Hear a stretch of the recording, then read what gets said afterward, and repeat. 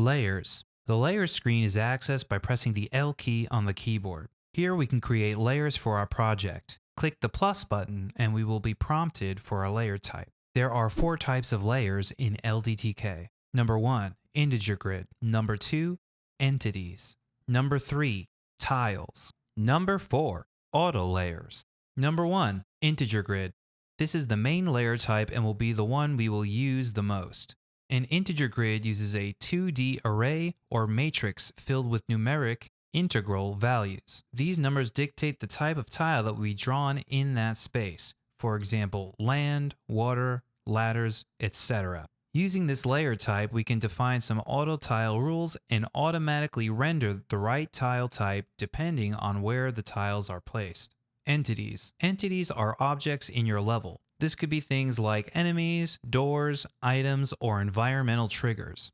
Tiles. Tiles layers are just plain tiles. This is the most manual type of layer that allows you to just pick a tile from your tile palette and draw it on. So far, I rarely use this one. Number 4, auto layer. Auto layer is a layer that doesn't have tiles of its own. It references tiles on an integer grid layer and applies rules of its own.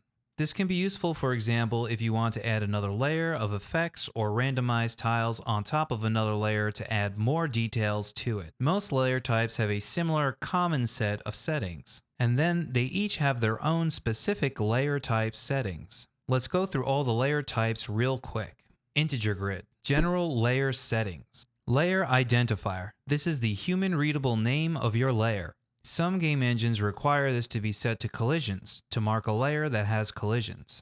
Things like walls or the ground. For my purposes in Unity, I've been calling this ground. Number 2, documentation. Documentation is a short description documenting what this layer is for. It will show when you hover over the layer in the Layers panel. Number 3, grid size. Grid size is the size of each tile for this layer. Each layer in LDtk can have its own separate tile size, making it easy to mix or match different tile sizes. Number 4, offsets. Changing this will offset the layer's position. You can enter positive or negative numbers. I haven't had to use this yet, so I can't add much more detail than that. Number 5, opacity. Allows you to adjust the opacity of the layer in general and when it is currently active in the editor. If you find the layer is too distracting when you are working with another layer, you can turn down its inactive opacity to make it more see-through. Number 6, parallax. Allows you to set a parallax movement scale for your layer. If you're using a third-party importer like LDtk to Unity, you may have to check for your importer's documentation on how to extract this information. For LDtk to Unity specifically, there is an LDtk component layer parallax class that handles parallaxing for us, but I have no experience with it as of yet. For custom game engines, check the JSON schema for more details. Display options. Number 1, color in layers list. This will color code your layer whenever it appears in the app. Number 2, visual options has a few sub-options to make our lives easier. Option 1, hide in list, will hide this layer from the layers panel. This could be useful if you have too many layers in your layers panel. The layer still gets rendered normally, but you can't select it from your layers panel. Option 2, allow selections when inactive. When disabled, you will not be able to select any elements like tiles or entities on this layer unless it is the currently active layer. Option 3, show in world view. Allows you to show or hide the elements from this layer when rendering the simplified view in world view. Option 4, asynchronous render, delays rendering this layer by a few milliseconds, which can be useful when the layer is too complex or large and is causing slowdowns in rendering. Number 3, optional guide grid, an optional secondary grid that you can add which is for visual effect only. Snapping does not occur on this grid. Number 4, UI tags can be added to your layer to allow you to filter out your layers panel. When adding a tag, the tags will appear above the layers list. Clicking on a tag will hide all other layers that don't have this tag. This is also a good option to reduce noise when working with many layers. Int grid settings. These are the integer grid layer type specific settings. 1. Values interface icons sets an image to use to source icons for the UI. This can be used together with our grid values to give our value types more meaning. Grid values associate a number with a type of tile. How you use this is completely up to you. Some ideas for different tile types are things like ground, platforms, ladders, water.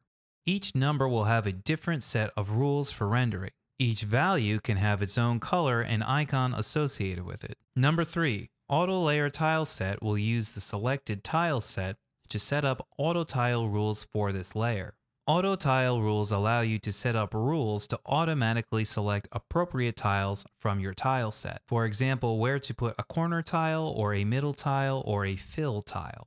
4. Kill Tiles allows you to select a different regular tiles layer to use as a reference to prevent this layer from rendering a tile under it. 5. Biome Enum allows you to select an enum to use to define different biomes for this layer. Some examples of biomes are things like grasslands, marshes, forests, snowy mountains, or lava caves.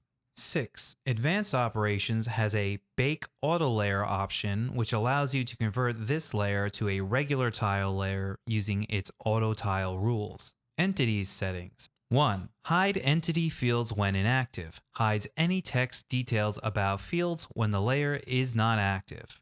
2. Required tags. Only entities that have these tags can be placed on this layer. Note that if you already placed some entities down with other tags, they will still be there, but errors will be shown. 3. Excluded tags. Only entities that don't have this tag can be placed on this layer. 4. Advanced Operations move existing entities to another layer. As its name suggests, this operation moves existing entities to a different layer. Tile Settings. Under General Layer Settings, the Tiles layer has a custom option for the default tile set. This sets the default tile set to use for this layer. The actual tile set used by this layer can be different per level based on the option chosen in the layer sidebar. 2. Tile Settings. Tile Settings has a single option for Tile Pivot Point. This is only used when the tile set grid is different from the layer grid size and is used to position the tiles relative to the layer grid.